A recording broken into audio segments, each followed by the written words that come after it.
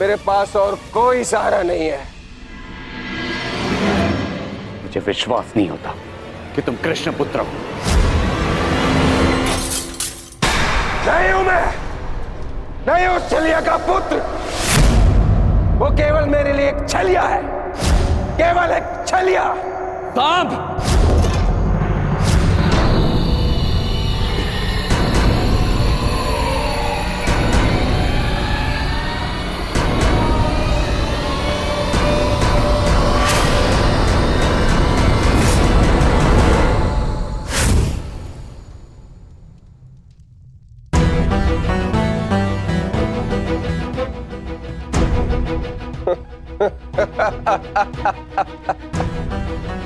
आइए आइए आइए द्वारिकाधीश, आइए। स्वागत है आपका, स्वागत है। लौट आए आप। करा इस आर्यव्रत के सभी महारथियों का अंत। कराए धर्म स्थापना के नाम पर अपना पलड़ा भारी। अब अरे अच्छी, आप देख क्या रहे? स्वागत नहीं करेंगे इनका? इतना महान कार्य पूर्ण करने के पश्चात आज लौटे हैं। आज तो राजभवन में उत्सव होना चाहिए। पांचाल, काशी, मगध, छेदी, सभी महाजनपदों के महान शासकों का अंत करवा डाला, सिर्फ धर्म स्थापना के नाम पर। अब क्या बचा पूरे भारतवर्ष में? पूरे भारतवर्ष में सिर्फ दो महान राज्य। पहला द्वारिका, दूसरा हस्तिनापुर। और हस्तिनापुर का महान शासक धर्मराज युधिष्ठिर पहले से ही अपने चारों भाइयों के साथ इनके तलवे चाटता है।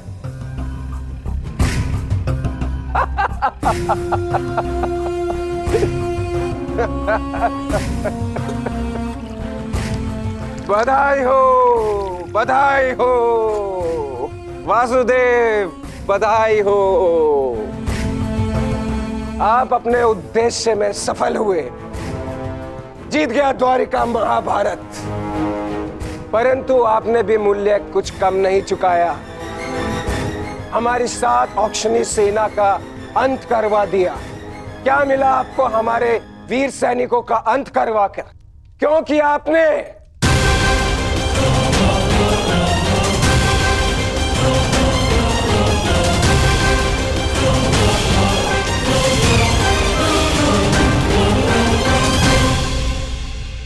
उन सैनिकों ने केवल अपने कर्तव्य का पालन किया था सांब।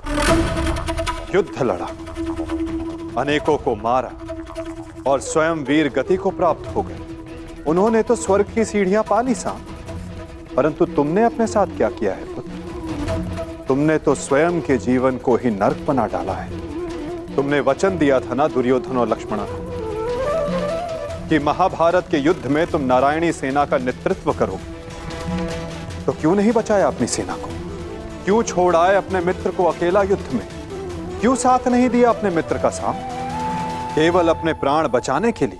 यदि मैं अपने मित्र की सहायता नहीं कर सका तो केवल आपके कारण।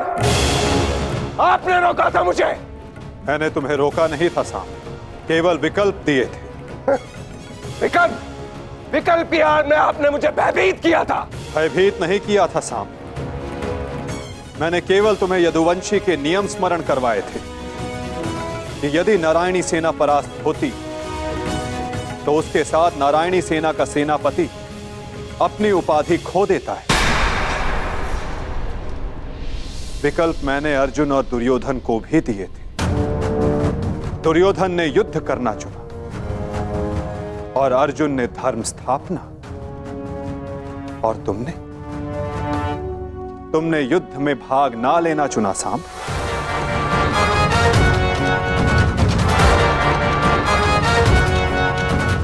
कदाचित यदि तुमने अपने मित्र वीर वृषसेन को उस युद्ध में प्रदर्शन करते देखा होता तब तुम्हें ज्ञात होता कि वीरता की वास्तविक परिभाषा क्या होती है सांब।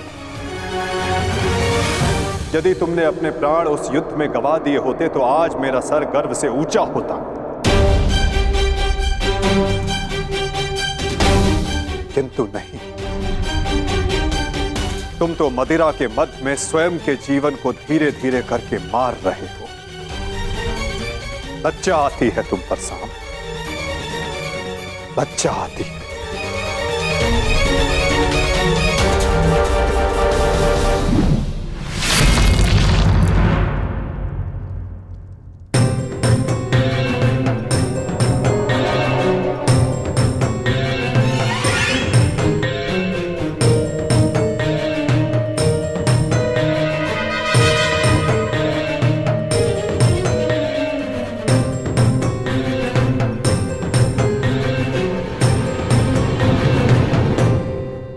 प्रणिपात पिताश्री।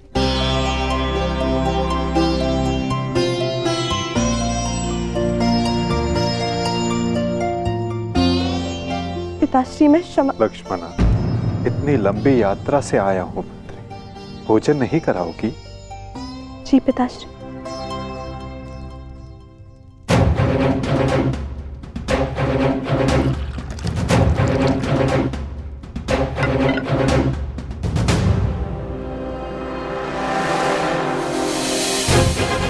तुमने वचन दिया था ना दुर्योधन और लक्ष्मण कि महाभारत के युद्ध में तुम नारायणी सेना का नेतृत्व करोगे। क्यों छोड़ आए अपने मित्र को अकेला युद्ध में? क्यों साथ नहीं दिया अपने मित्र का सांब? केवल अपने प्राण बचाने के लिए? यदि तुमने अपने प्राण उस युद्ध में गंवा दिए होते तो आज मेरा सर गर्व से ऊंचा होता। लज्जा आती है तुम पर सांब, लज्जा आती है। अपने क्रोध को शांत करो सांब। कैसे करूं मैं खुद को शांत? पिता होकर सदैव मेरा मस्तक दूसरों के सामने झुकाता है, और आज भी तो यही किया उन्होंने। लाओ मुझे दो मित्र।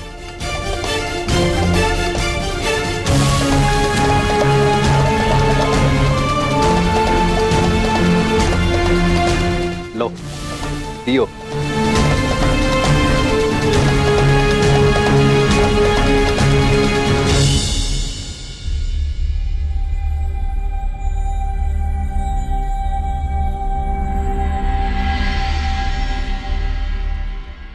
भोजन आराम कीजिए पिताश्री।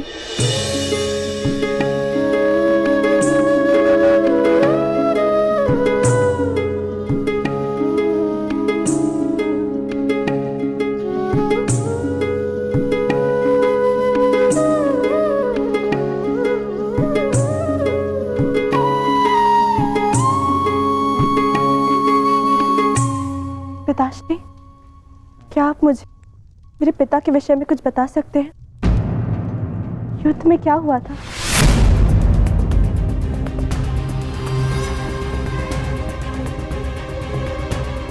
निसंदेह तुम्हारे पिता एक वीर और कुशल योद्धा थे पुत्री, और उन्होंने युद्ध में अलौकिक साहस दिखाया। निश्चित रूप से तुम्हारे पिता से बड़ा गदाधारी इस संसार में और कोई नहीं था पुत्री।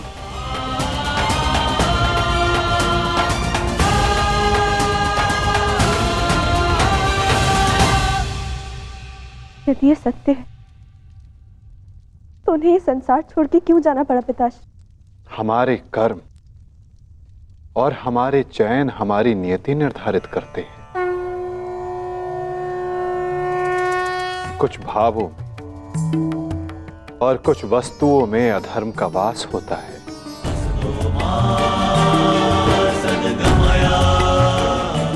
जैसे कि जुआ और मदिरा, ये व्यसन पहले लुभाते हैं और बाद में हमारे ही नाश का कारण बन जाते हैं पुत्री।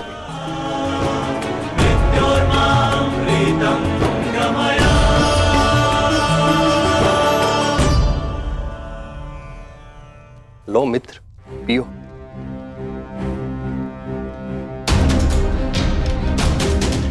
मैं जानता हूं कि तुम बहुत दुखी हो, किंतु चिंता मत करो, तुम्हारे मनोरंजन का प्रबंध कर दिया है मैंने। कैसा मनोरंजन?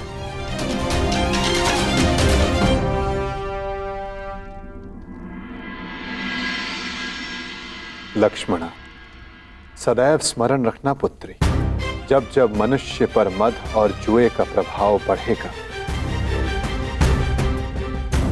तब तब वो अपने पग अपने पतन की ओर बढ़ाएगा। संभल कर मित्र, आज का विनोद तुम्हारे मन की सारी कड़वाहट बाहर कर ले जाएगा। एक मद्दांध व्यक्ति सबसे पहले अपने बड़ों का आदर करना भूलता है, उनका अपमान करता है, उनका उपहास बनाता है और उसके पश्चात वहीं से उसका अंत प्रारंभ हो जाता है।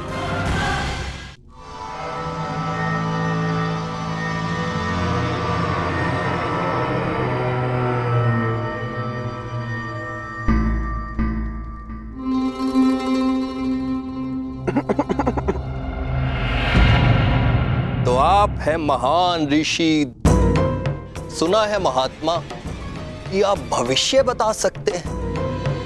बड़ी प्रशंसा सुनी है आपकी। क्या जानना चाहते हो? यदि ये सत्य है तो बताइए कि इस रमणी को आगे चलकर क्या होगा, पुत्र या पुत्री?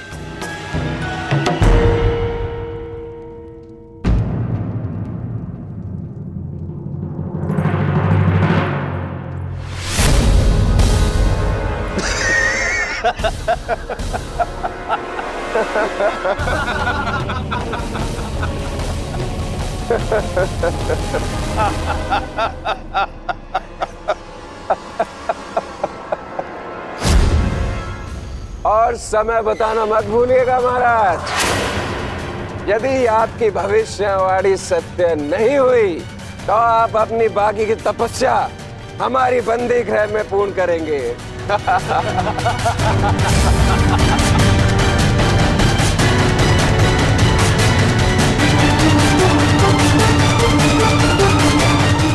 कौन क्यों है महाराज? बताइए, मेरी कोख से क्या जन्म लेगा? मदिरा के मद ने तुम्हारे भीतर के मानव को सुला दिया है मूर्ख। अब तुम केवल उस मूसल की भांति हो जिसमें कोई भावना नहीं होती। वो किसी भी वस्तु पर पड़ता है तो उसे कुचल देता है। ये लीजिए पिताश्री, ये हलवा मैंने विशेष रूप से आपके लिए बनाया है।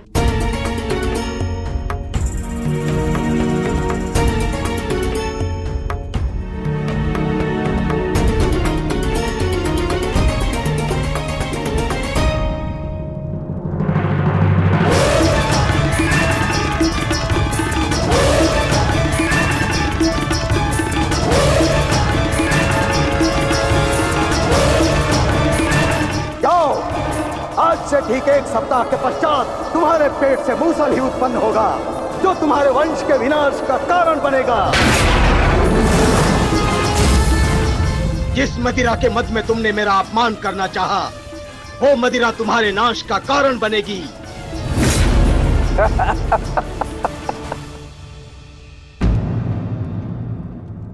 क्या हुआ पिताश्री, आप रुक क्यों गए?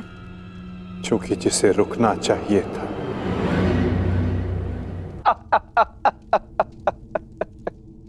लगता है तुम्हें हमारे बंदी गृह के दर्शन करने की उत्सुकता कुछ अधिक है, इसलिए तुमने हमारा अपमान करने का दुस्साहस किया।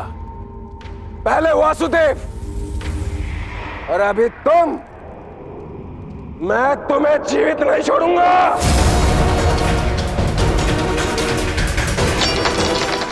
अरे ये क्या कर रहे हो मित्र? शांत हो जाओ और इनसे क्षमा मांगो ताकि अपना श्राप वापस ले ले। ये क्या कह रहे हो तुम? इस पाखंडी से क्षमा मांगू? ये एक पाखंडी है।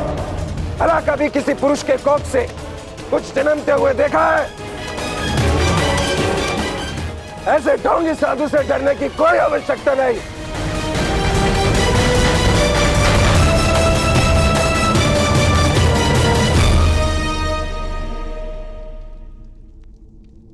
जो अब तक नहीं हुआ साम, वो अब होगा। साधुओं का श्राप व्यर्थ नहीं जाता।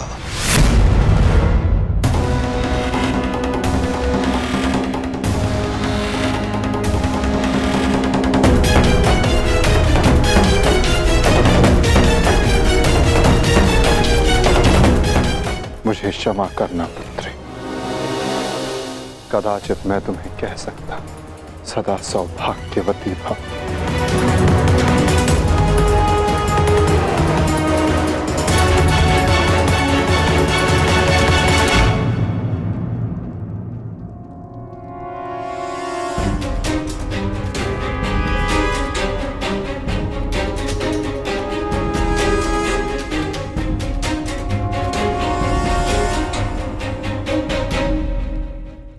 एक साधु का उपहास उड़ाना और उन पर प्रहार करने का प्रयास करना क्षमा के योग्य नहीं है सांब।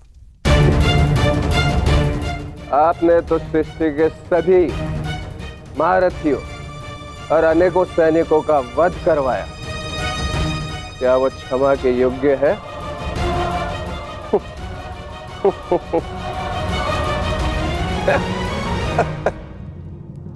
कृतिवर्मा, तुम्हारी उपस्थिति में यह सब हुआ और तुमने सांब को रोकने का प्रयास नहीं किया।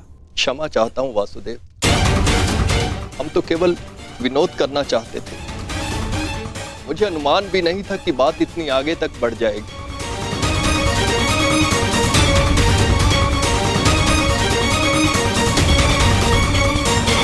कितना समय? 7 दिन।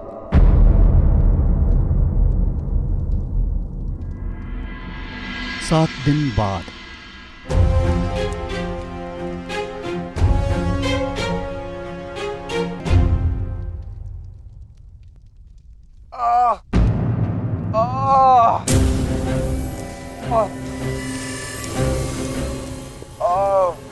सहायता करो मित्र, मेरी सहायता करो, अत्यधिक पीड़ा हो रही है। कैसी पीड़ा हो रही है तुम्हें? लगता है उस साधु का श्राप मुझे लग गया है। आज 7वां दिन है और ये देखो मेरे पेट में अत्यधिक पीड़ा हो रही है। जाओ, आज से ठीक 1 सप्ताह के पश्चात तुम्हारे पेट से मूसल ही उत्पन्न होगा, जो तुम्हारे वंश के विनाश का कारण बनेगा।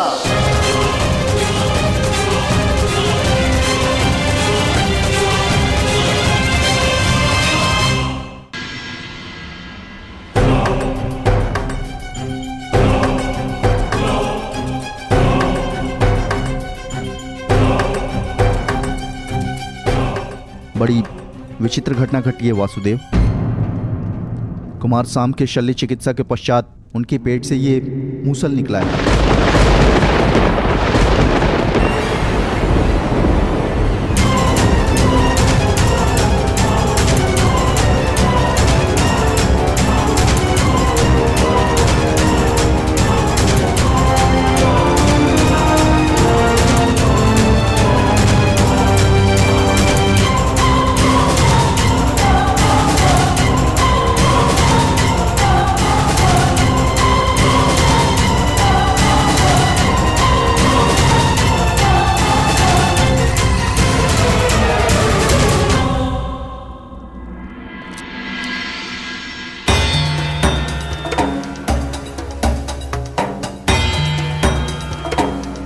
कुमार अब स्वस्थ हैं बलभद्र।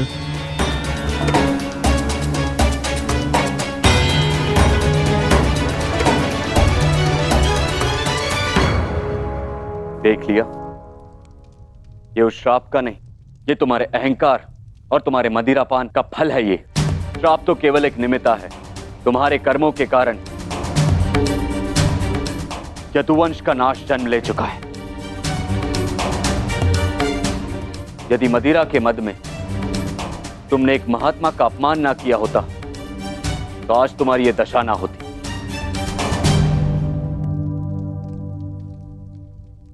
अब कुछ नहीं हो सकता था। मनुष्य को अपने कर्मों का फल मिलता ही है, परंतु एक के कर्मों का फल पूरा वंश भुगते, ये नीति नहीं है। यदि अनाज के पौधों के बीज में घुन लग जाए तो वो सारी फसल नष्ट कर देते हैं दाऊ। नहीं कान्हा, मैं सांब की मूर्खता का फल समस्त द्वारका को नहीं भुगतने दूंगा।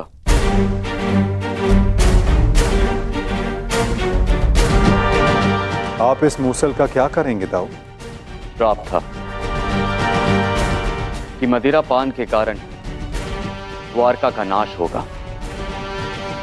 मैं आज ये घोषणा करता हूं कि समस्त द्वारका में किसी भी प्रकार का मद्य का उत्पादन, सेवन या बिक्री वर्जित है।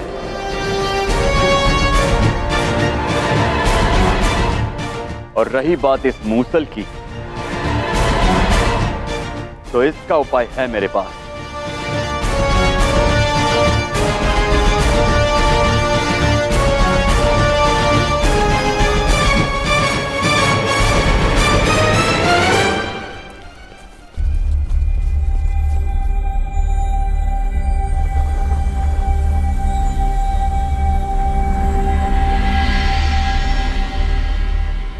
आपके आदेशानुसार मूसल की भस्म बना दी गई है बालभद्र।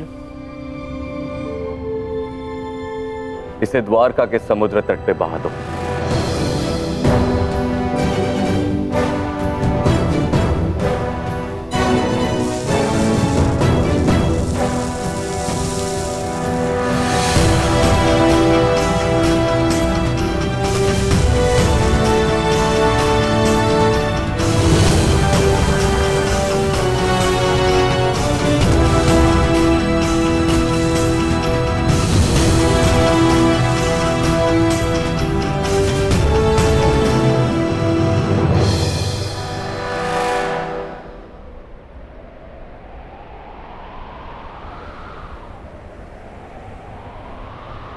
दाऊ,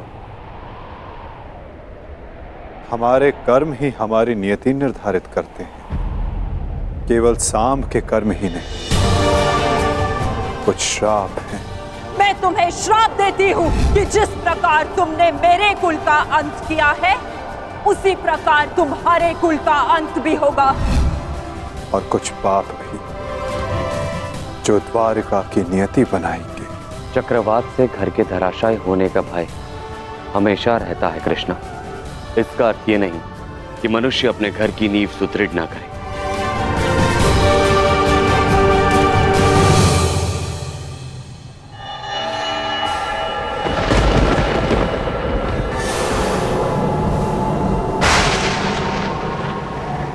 जब नींव गल जाती है दाऊ,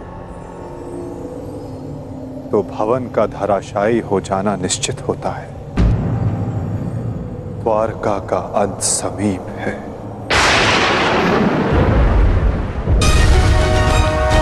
नहीं कान्हा, मेरे रहते हुए ऐसा नहीं होगा।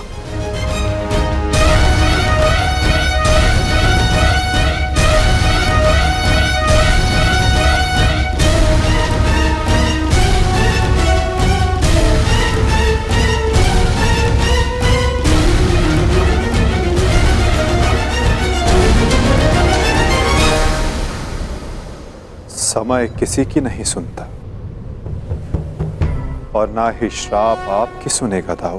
यदा यदा नियति ने जो चुना है हमारे लिए,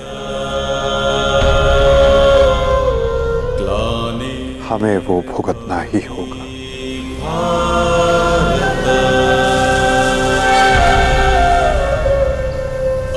अभ्युत्थानम् अधर्मस्य तदात्मानं सृजाम्यहम्।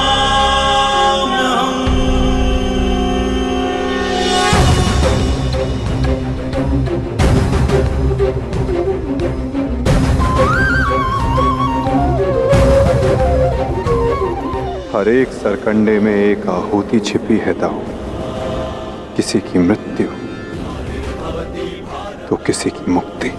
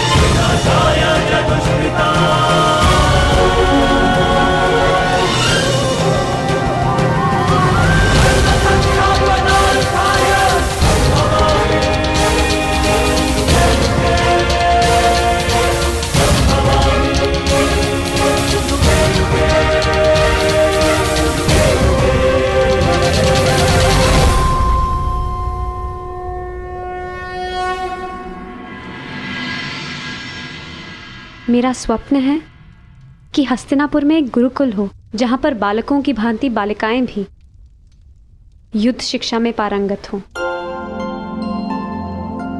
और अपनी सुरक्षा करना सीखें। अति उत्तम विचार है पुत्री।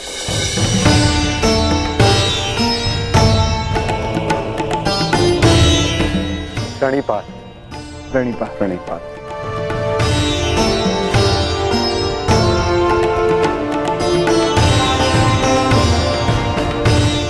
यदि प्रत्येक स्त्री अपनी सुरक्षा में समर्थ हो जाए तो कोई भी पुरुष उस पर अत्याचार नहीं कर पाएगा। यदि वो अबला से सबला बन जाए तो ना ही कोई चीरहरण होगा और ना ही कोई महाभारत होगी।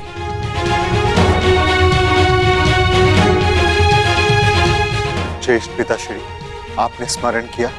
हाँ पुत्र, एक महत्वपूर्ण निर्णय लिया है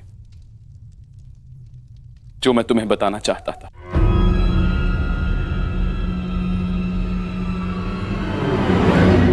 गांधारी, जीवन का हर चरण देख लिया पुत्रों, परंतु अब वानप्रस्थ करके संन्यास ग्रहण करने का समय आ गया है।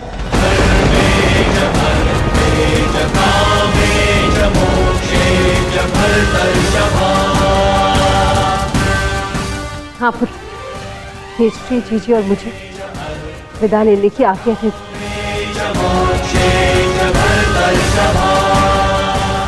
प्रस्थान? किंतु अचानक ऐसे? क्या हुआ माता? कोई समस्या हुई है या हमसे कोई भूल हुई है जिससे आपको कष्ट पहुंचा है? नहीं पुत्रों, तुमने और द्रौपदी ने अपना कर्तव्य कुशलता से पूर्ण किया है और अब हमने निर्णय लिया है कि हम तीनों वानप्रस्थ के लिए प्रस्थान करें।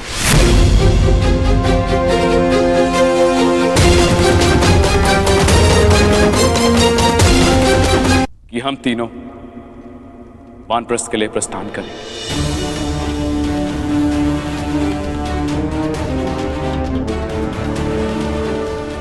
पुत्र का मोह आपको जाने भी नहीं देना चाहता और पुत्र का धर्म आपको रोक भी नहीं सकता। आप सबके तप संचय को रोकना भी पाप होगा।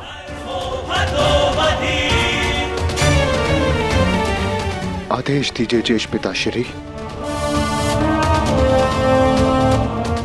व्यवस्था हो जाएगी। पुत्र, मुझे तुम पर गर्व है।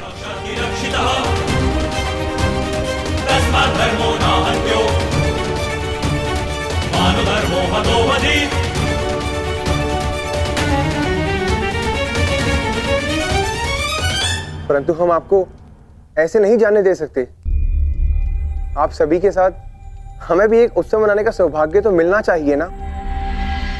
ठीक है, जैसा तुम सबको ठीक लगे पुत्रों। तो ठीक है, तो मैं इस उत्सव की तैयारियां प्रारंभ करती हूँ और सभी परिजनों को निमंत्रण भिजवाती हूँ। सर्वप्रथम माधव को।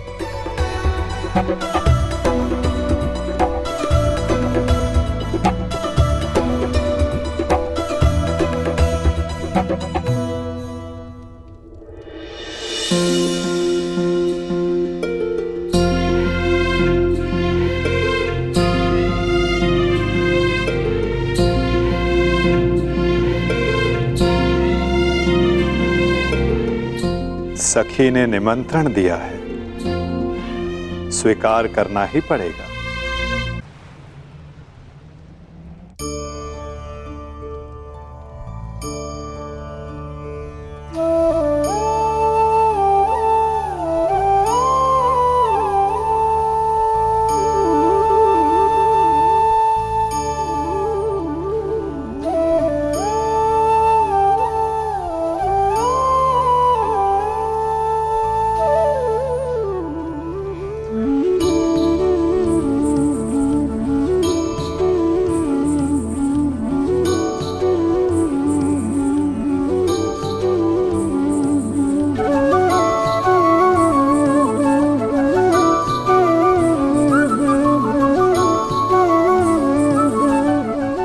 माधव, आप सदैव हम सबके साथ हमारे दुख में उपस्थित रहे, परंतु आज सुख के समय पर आपके आगमन ने हम सबके आनंद को दुगना कर दिया। मेरी सखी मुझे निमंत्रण दे और मैं न आऊं?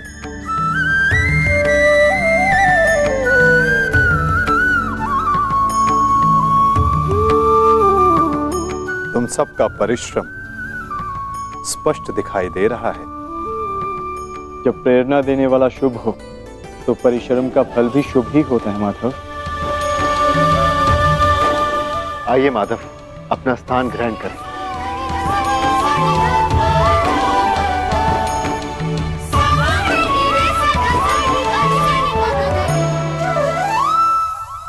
सांब के साथ जो हुआ, हमें उसका समाचार मिला माधव। हमें उसका खेद है। कुमार सांब के शल्य चिकित्सा के पश्चात उनके पेट से ये मूसल निकला है।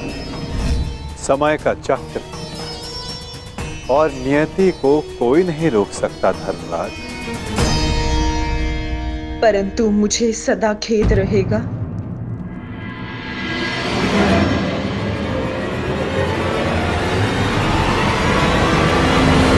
ये नियति मेरे ही श्राप के कारण आई है वासुदेव।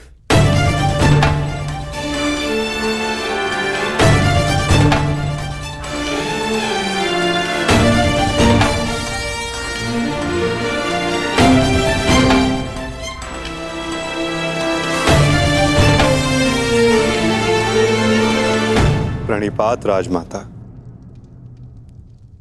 संतोष मिला कि मेरी भूल के पश्चात भी आपका यहाँ आगमन हुआ वासुदेव। नहीं राजमाता, मैं आया क्योंकि मेरा यहाँ उपस्थित होना आवश्यक था। मुझे क्षमा कर दीजिए वासुदेव। बीते समय पर शोक मनाने से कोई लाभ नहीं।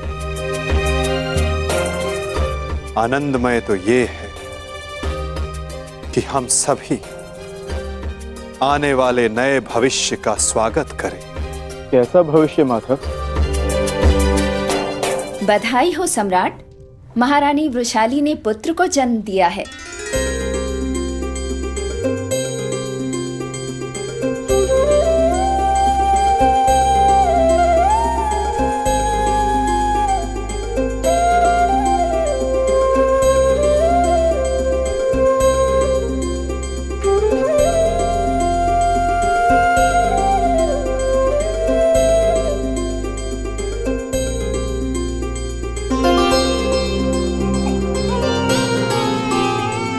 इसकी आंखों में इसके पिता की भांति तेज कल्याण हो। बुआ श्री, इस बालक का नामकरण कीजिए।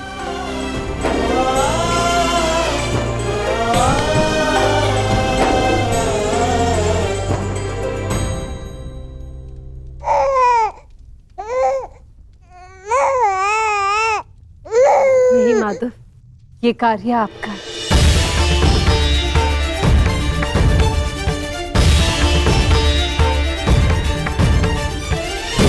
क्षमा शमोस्तेयम् शौचमिन्द्रिय निग्रहः क्षमा शमोस्तेयम् शौचमिन्द्रिय निग्रहः निर्विद्या सत्यं प्रोतो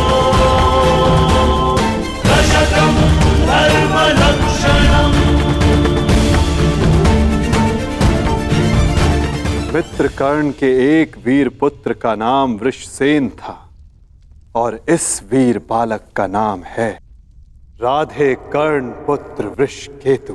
वृषकेतु, वृषकेतु, वृषकेतु।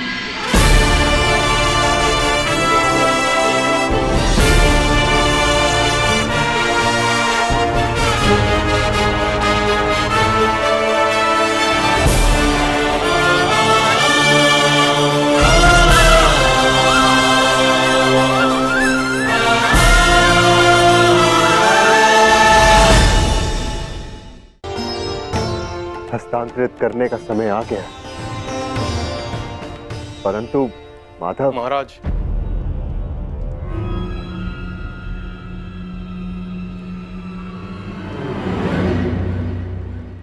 कहो। एक दुखद समाचार है महाराज।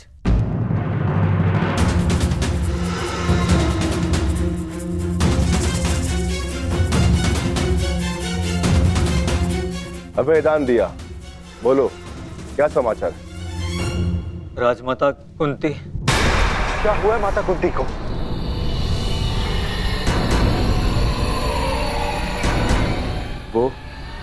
वो कुशल तो है ना? जिस वन में राजमाता कुंती, महाराज धृतराष्ट्र और महारानी गांधारी निवास कर रहे थे, वहां भयंकर अग्निकांड हुआ है।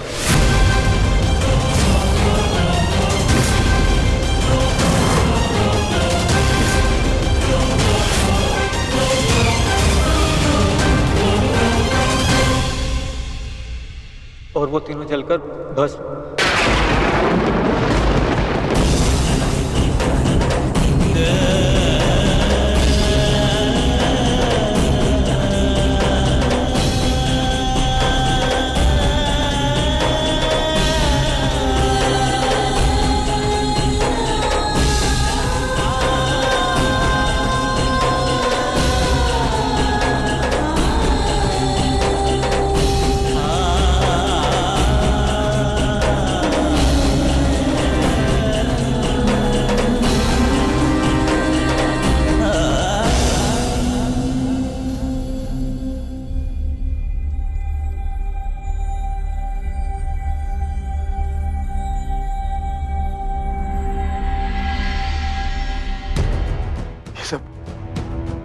ये सब क्या हो गया माता?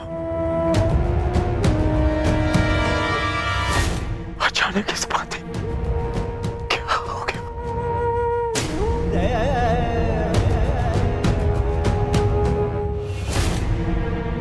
जो संसार में आया है उसे जाना ही है।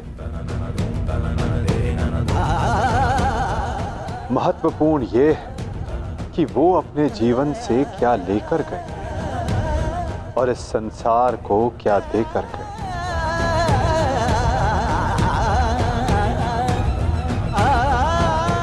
एक वृक्ष की जब पत्तियां झड़ती हैं तो वो वृक्ष पत्तियों के झड़ने का शोक नहीं मनाता, अपितु नई पत्तियों का स्वागत करता है, नवजीवन को आगे बढ़ाता है।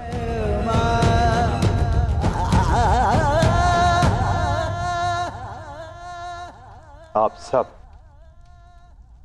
स्वयं को संभालिए।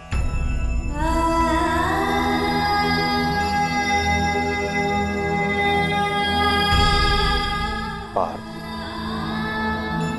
स्वयं को संभालो।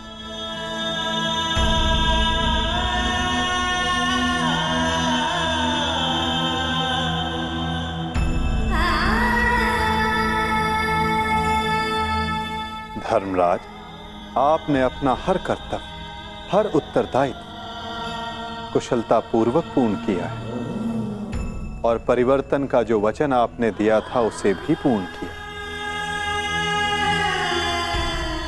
और अब ये समय दुख मनाने का नहीं, अपितु अपना उत्तरदायित्व पूर्ण करने का है धर्मराज।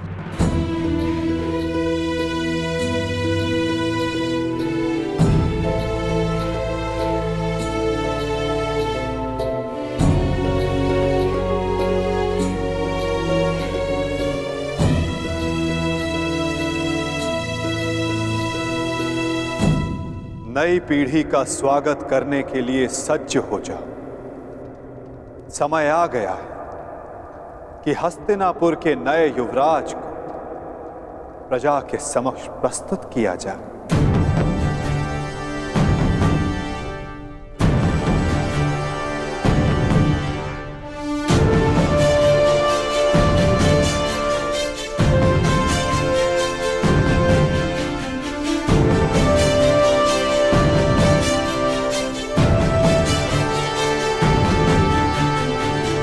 समय आ गया है कि हस्तिनापुर की ये सभा कुरुवंश की आने वाली नई पीढ़ी का स्वागत करे।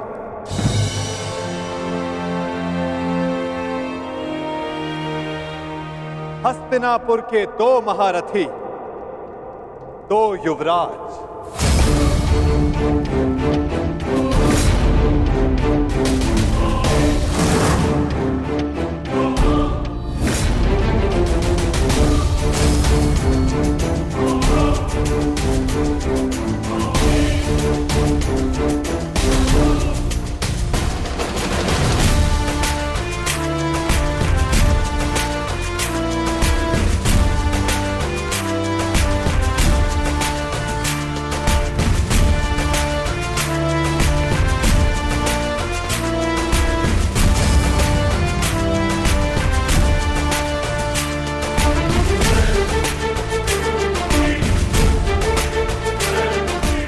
जिन्हें पांडवों ने स्वयं अपनी युद्ध कला के ज्ञान से प्रशिक्षित किया है, जिन्हें महाधनुधर अर्जुन ने धनुर्विद्या सिखाई,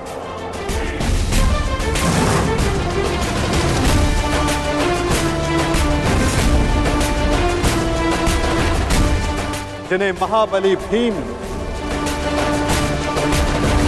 शक्ति और गदा युद्ध में पारंगत किया, जिन्हें नकुल सहदेव ने खड़ग युद्ध में प्रशिक्षित किया है, जिन भावी सम्राटों को धर्मराज युधिष्ठिर ने भाले के प्रहार के साथ साथ धर्म के ज्ञान का आधार भी दिया है।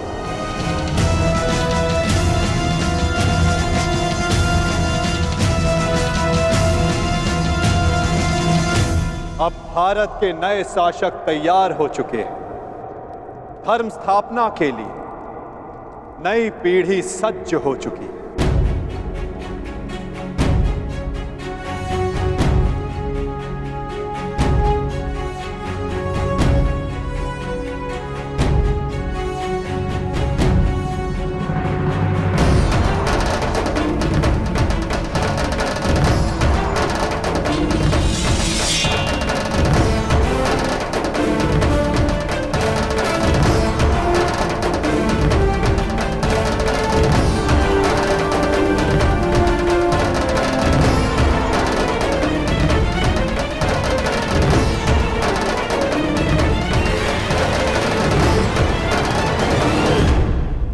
तो स्वागत कीजिए अभिमन्यु पुत्र अर्जुन पौत्र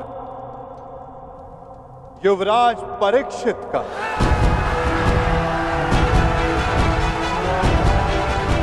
युवराज परीक्षित की, युवराज परीक्षित की, युवराज परीक्षित की, युवराज परीक्षित की, युवराज परीक्षित की,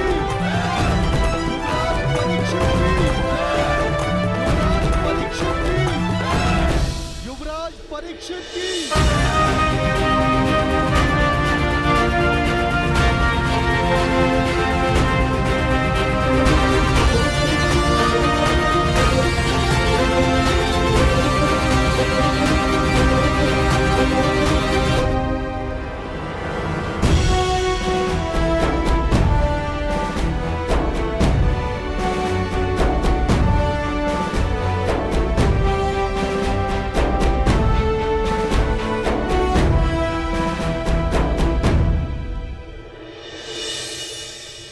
और अब स्वागत कीजिए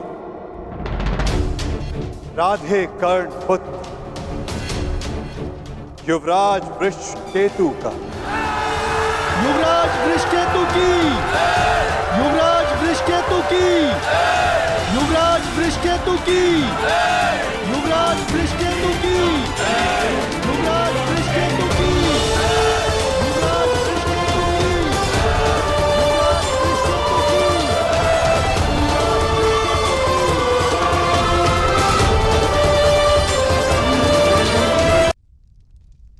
और अब स्वागत कीजिए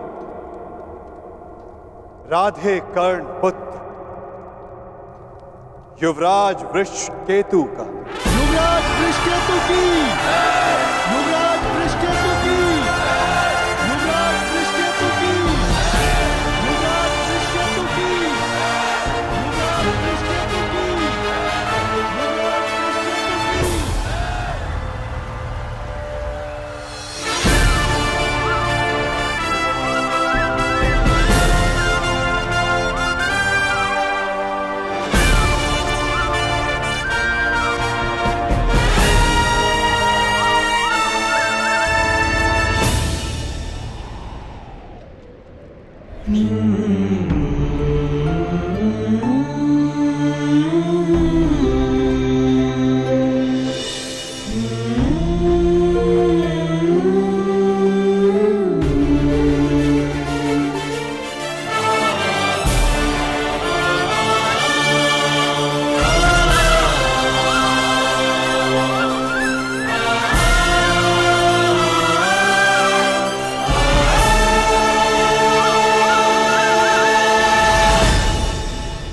उन्होंने अपना कर्तव्य पूर्ण किया धर्मराज।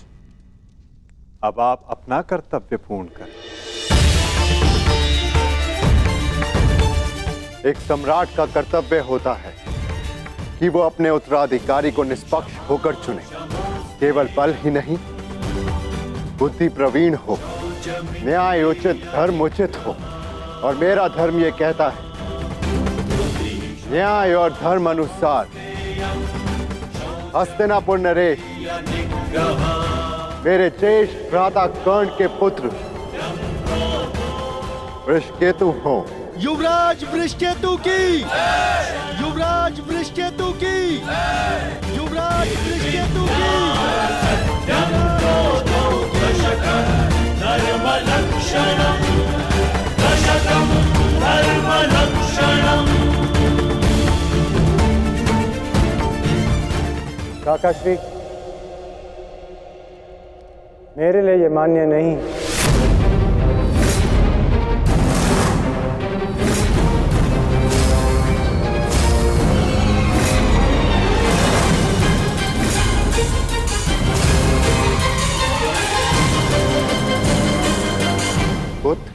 सम्राट, आपका न्याय उचित है, परंतु परीक्षित मुझसे ज्येष्ठ हैं, इसलिए न्याय अनुसार और धर्म अनुसार हस्तिनापुर के सम्राट केवल और केवल परीक्षित ही होने चाहिए।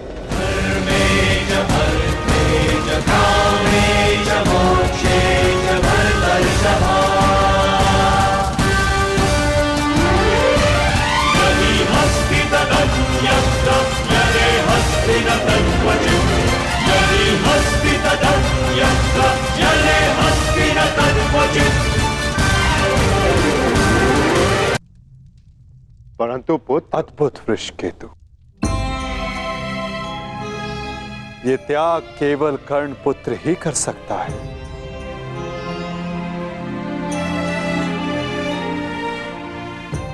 इस सभा ने छल देखा, बल देखा, नारी का दंभ भी देखा, और आज बंधु प्रेम और त्याग देख रहा है।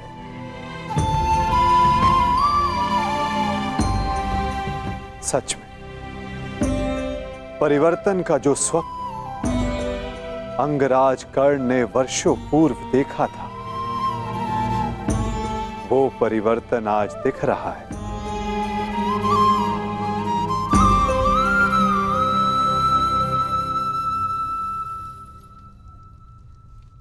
धर्मराज युधिष्ठिर को न्याय उचित घोषणा ही करनी चाहिए।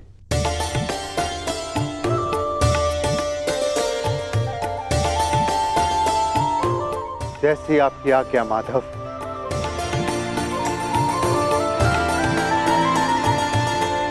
युवराज परीक्षित को हस्तिनापुर का सम्राट घोषित किया जाता है। युवराज परीक्षित की, युवराज परीक्षित की, युवराज परीक्षित की, युवराज परीक्षित की, युवराज परीक्षित की।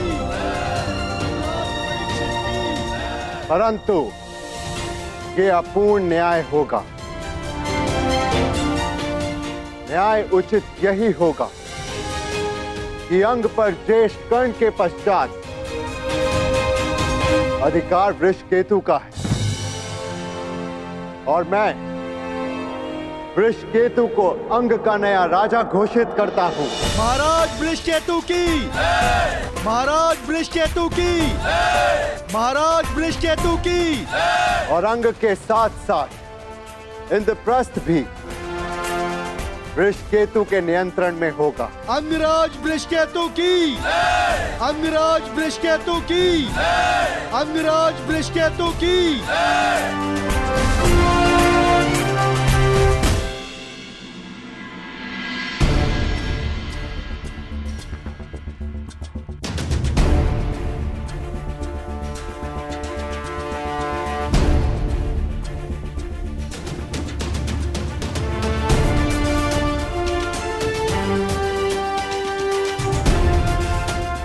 सच हो।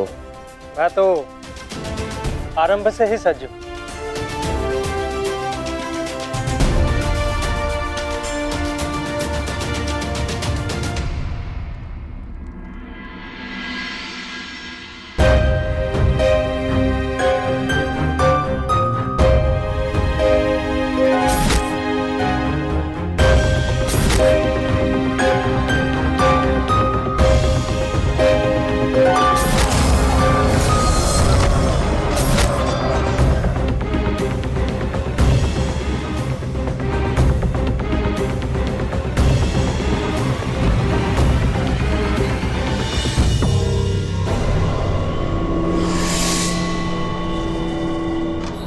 माधव, मुझे जाना होगा पार्थ।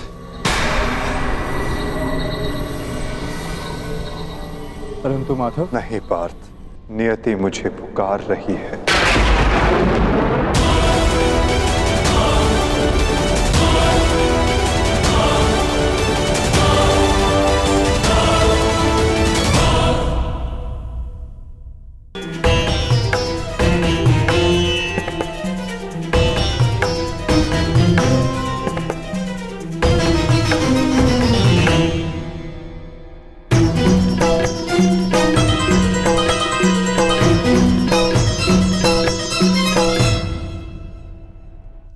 ये क्या कह रहे हो अर्जुन? हाँ ज्येष्ठ, पहली बार मुझे माधव की कोई बात समझ में नहीं आई, परंतु इतना निश्चित है कि कुछ भयावह घटित होने का संकेत दिया उन्होंने मुझे।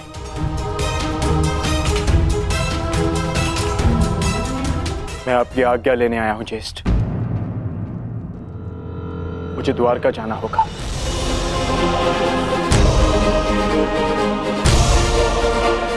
यदि हम माधव के कुछ काम आ सकते हैं, तो इससे अधिक सौभाग्य की बात हमारे लिए और क्या होगी। शीघ्र द्वारका पहुंचो।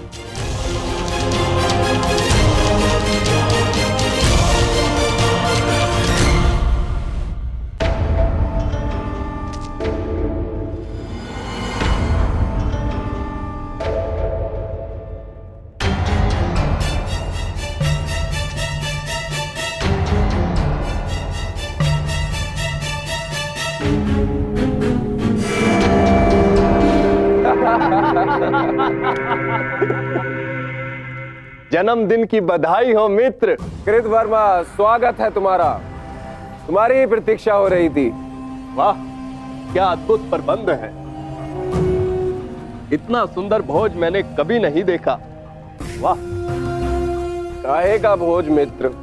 ऐसा प्रतीत होता है अद्भुत भोज किए हुए जैसे एक युग बीत चुका है। ताऊ श्री ने संपूर्ण द्वारिका में मदिरा पान और उसके विक्रय पर प्रतिबंध लगा रखा है। अगर मदिरा मिल जाती तो आनंद आ जाता। परंतु मित्र, उसके पीछे बलभद्र का कारण उचित था। ऋषि के श्राप का प्रभाव तो तुम देख ही चुके हो। उसने जो कहा वैसा ही हुआ। तुम्हारे गर्भ से मूसल का जन्म हुआ और श्राप था कि उस मूसल से यादवों का अंत होगा। और आज उस श्राप का प्रभाव उस मदिरा पर लगी रोक ने ही रोक रखा है मित्र। कृत वर्मा, प्रतीत होता है कि तुम मेरे पूजनीय पिताश्री के साथ रह रहकर प्रवचन देना सीख गए। वो मूसल नष्ट हो चुका है। ताऊ श्री ने स्वयं उसका चूर्ण बनवाकर सागर में बहा दिया। यदि आज मदिरा मिल जाती तो आनंद ही आ जाता। यदि कुमार आदेश दे तो जन्मदिन की भेंट प्रस्तुत करूं। बलभद्र से छिपाकर काशी से मदिरा मंगाई है।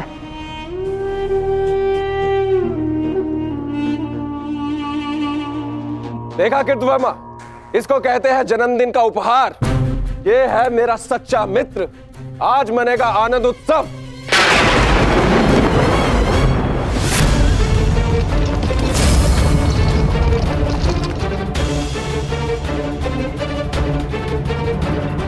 ये मेरे जन्मदिन पर मेरे मित्रों के नाम।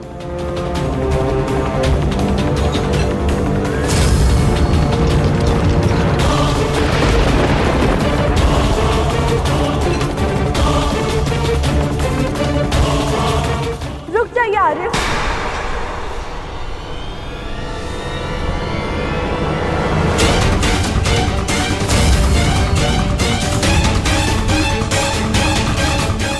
जब काल सामने खड़ा हो तो उसे जाने को नमस्कार किया जाता है, उसका आलिंगन नहीं किया जाता। ये मदिरा काल है आर्य, इसे ग्रहण ना करें। कृतवर्मा, एक बात तो माननी ही पड़ेगी, मेरे पिता श्री वासुदेव महान है। जो उनकी संगति में आता है वो भाषण देना तो सीख ही जाता है।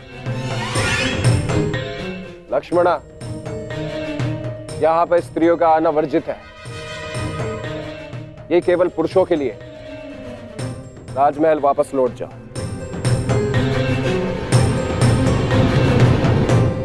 इन पुरुषों में मेरे अर्धांग भी है आर्य, जो स्वयं ही काल के गाल में जाने के लिए प्रस्तुत हो रहे, परंतु मैं ऐसा नहीं होने दे सकती।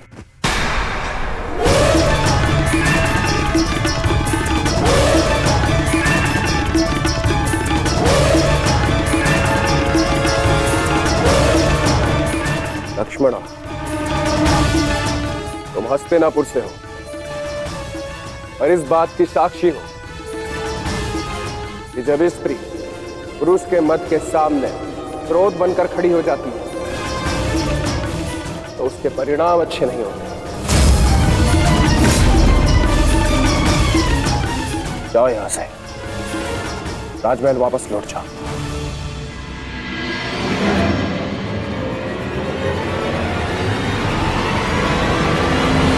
मैंने कहा राजमहल वापस जाओ।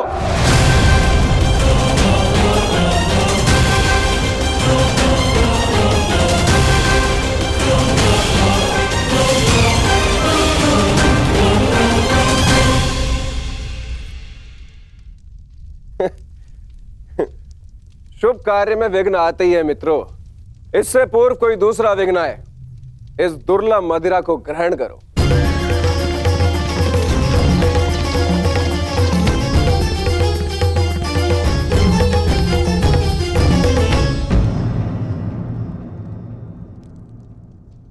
लक्ष्मणा, तुम अपने अश्रु मुझसे नहीं छुपा सकती हो। क्या हुआ पुत्री? क्या सामने तुमसे कुछ कहा? यदि वो कुछ कह देते तो मैं सह लेती ज्येष्ठ पिताजी, तो वो जो करने जा रहे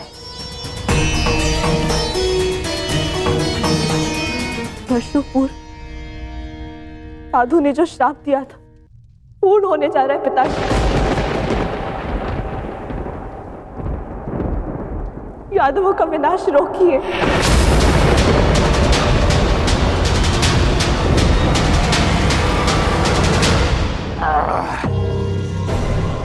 अद्भुत, आज मदिरा मिली पीने को, वो भी मन भर के।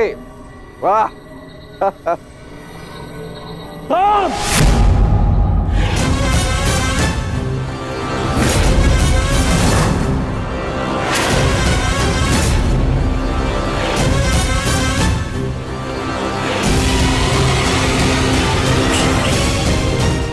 मैंने मद्यपान निषेध किया था। द्वारका के अंदर मदिरा लाने का साहस कैसे किया तुमने साम? तुम युवराज हो, द्वारका के अगले राजा, तुम्हें ये सब शोभा नहीं देता है। और तुम सब साम के मित्र हो ना, तुम्हारा कर्तव्य है यदि युवराज के पद अनुचित मार्ग पर जाए तो उन्हें अनुचित मार्ग पर जाने से रोके, उचित मार्ग दिखाए। और तुम लोग स्वयं उसे अनुचित मार्ग पर जाने दे रहे हो, कैसे? ताऊश्री, जो कहना है मुझसे कहिए। इनसे क्या बात कर रहे हैं जो आपकी आंखों में आंखें नहीं मिला सकते? इनसे प्रश्न करके क्या लाभ? लज्जा नहीं आती तुम्हें साम? बड़ों की आज्ञा तुमने सदा ही टाली है, अब राज आज्ञा का भी उल्लंघन करने लगे। क्या ताऊश्री, हर बात पे रोक टोक। क्या किया आपने अपने समस्त जीवन में? हाँ? दूध पिया और माखन खाया। ताऊश्री, अरे ताऊश्री, मदिरा तो चक्कर देखिए, जीवन का वास्तविक आनंद तो इसमें है। आप मदिरा पिएंगे तो आपको भान हो जाएगा कि अपने अनुज के दाव बनने के अतिरिक्त भी इस जीवन में और बहुत कुछ है। बड़े होकर जन्म लिया आपने, मदिरा पीजिए। अपने बड़े होने के पद का और उसकी शक्ति का भी भान हो जाएगा आपको। लीजिए। साम!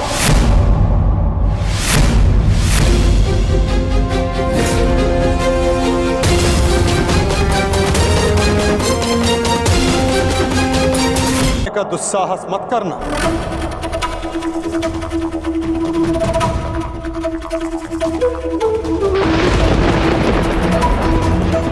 परिहास और उपहास में अंतर होता है साम। परिहास संग में उपस्थित सबको आनंद देता है और उपहास किसी एक को पीड़ा देता है। और तुम्हारा उपहास इस समय जिनको पीड़ा दे रहा है वो मेरे ज्येष्ठ भ्राता है, मेरे दाऊ है साम।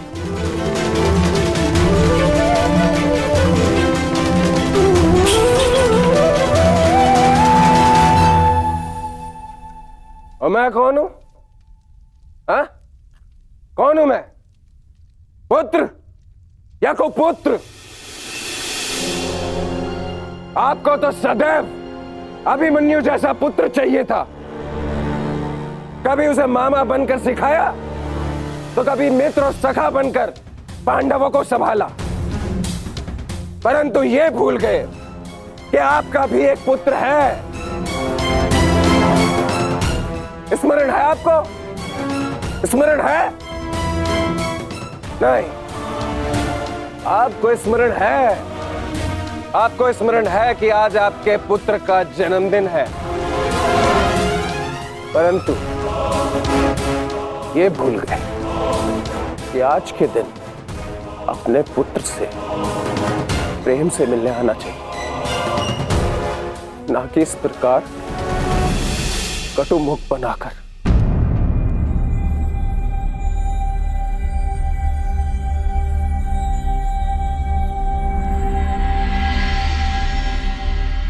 ये उत्सव संपन्न हुआ। आप सब जाओ यहां से। कोई नहीं जाएगा। ये उत्सव मैंने रखा है और ये कब संपन्न होगा इसे मैं निर्धारित करूंगा।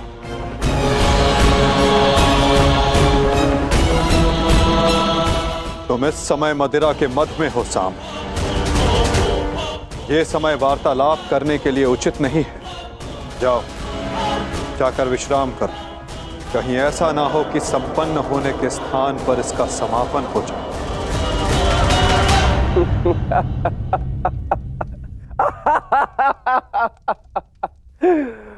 मत में तो अंधे आप भी है वासुदेव। महाभारत की विजय का मत अभी आपके सर से उतरा नहीं है वासुदेव।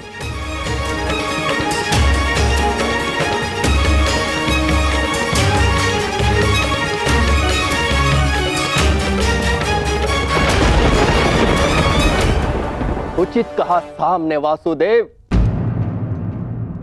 ना आप महाभारत की विजय से विमुख हो पा रहे हैं और ना पांडवों के प्रति प्रेम से।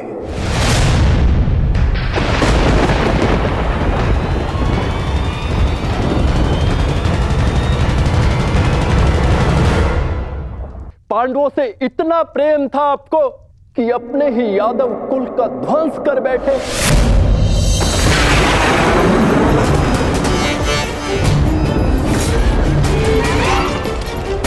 अपने ही कुल की यादव सेना का, नारायणी सेना का उन पांडवों के हाथों विध्वंस करवाते रहे और उस अर्जुन को गीता का ज्ञान दिया और भोले भाले यादवों के रक्त से कुरुक्षेत्र को नहलाते रहे और बताते रहे उस अर्जुन को कहां कौन सा अस्त्र चलाना है। क्यों वासुदेव? क्यों? अपने सखा के लिए, अर्जुन के लिए। क्यों क्यों इतना प्रिय है वो आपको? क्यों? कभी कभी मुझे लगता है कि ये सखा और ये सखी, ये सब नाटक है।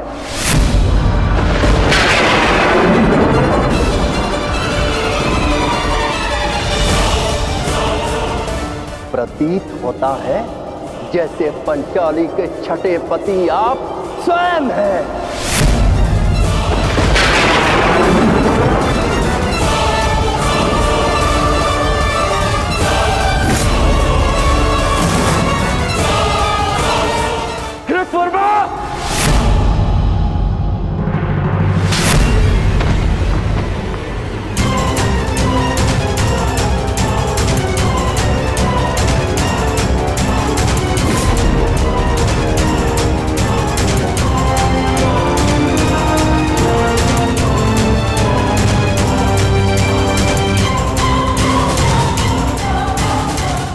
ध्यान रहे, महाभारत इसलिए हुई थी कि एक निर्दोष स्त्री पर लांछन लगाया गया था। यदि कान्हा के चरित्र के विषय में किसी ने भी अपशब्द कहा तो इसी क्षण और एक महाभारत का आह्वान कर बैठूंगा मैं।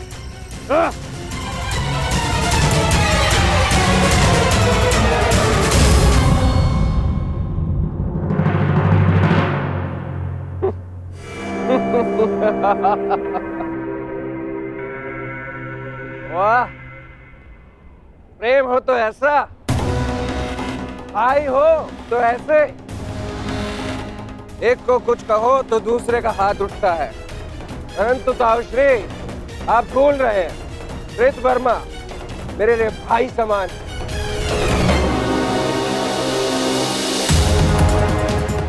एक तो आप मेरे जन्मदिन पर बिना आमंत्रण के यहाँ पहुंचे, और दूसरा मेरे मित्र पर आपने हाथ उठाए।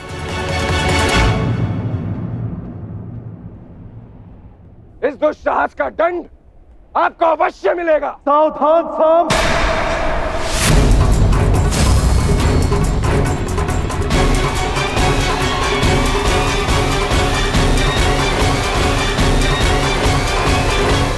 जैसे पंचाली के छठे पति आप स्वयं हैं।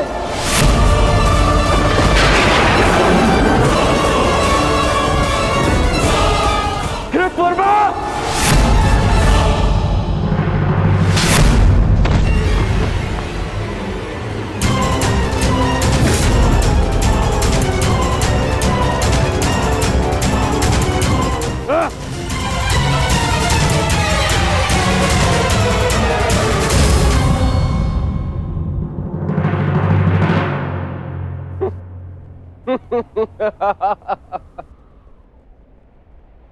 एक तो आप मेरे जन्मदिन पर बिना आमंत्रण के यहाँ पहुंचे, और दूसरा मेरे मित्र पर आपने हाथ उठाए।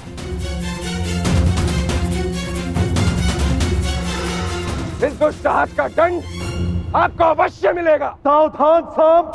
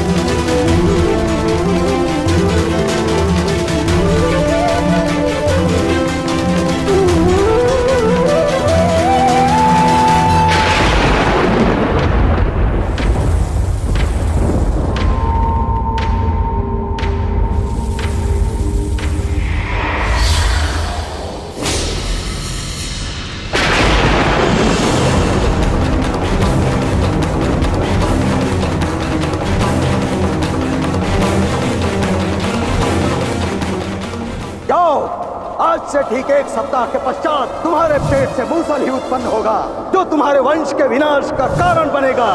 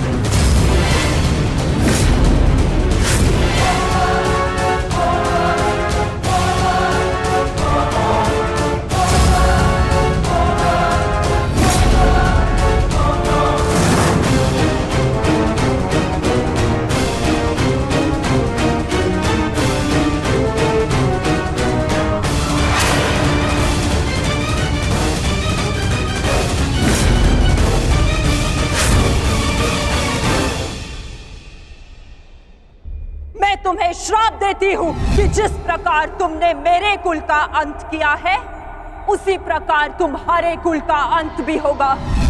तुम्हारा कुल भी ऐसे ही आपस में लड़कर नष्ट हो जाएगा।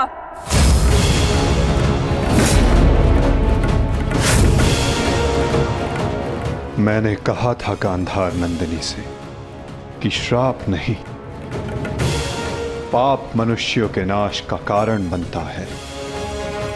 आज यादवों के पाप उनके नाश का कारण बनेंगे।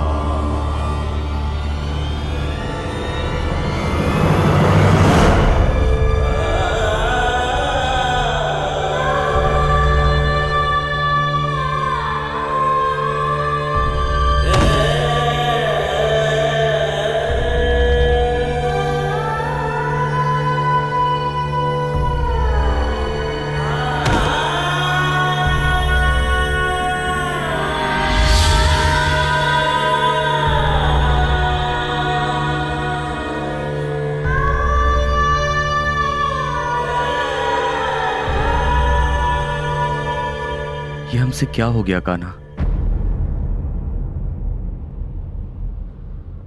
हमने अपने ही कुल का नाश कर दिया। नहीं दाऊ, मनुष्य का विनाश उसके पाप कर्मों से होता है। यही नियति है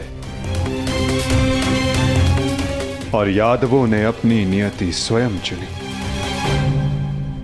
जब जब मनुष्य अपने भीतर मद, दांभ और क्रोध को जगाएगा, तब तब वो ऐसे ही भूमि पर सो जाएगा।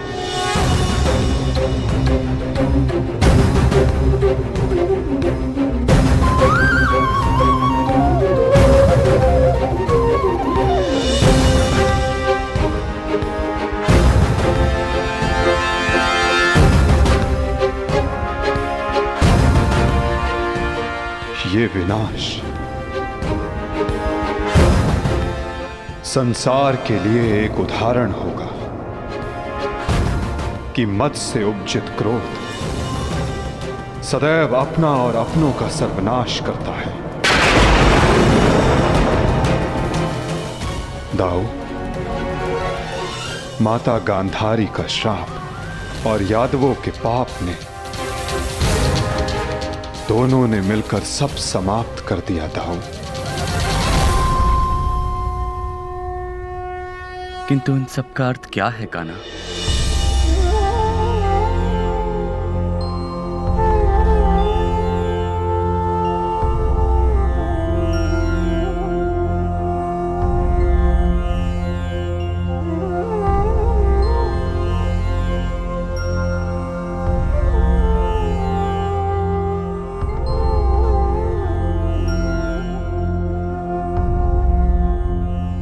इसका अर्थ यह है दाऊ कि हमारा कार्य पूर्ण हुआ, कि हमारे जाने का समय हो गया है। हमारे जीवन का लक्ष्य अब पूर्ण हो गया है।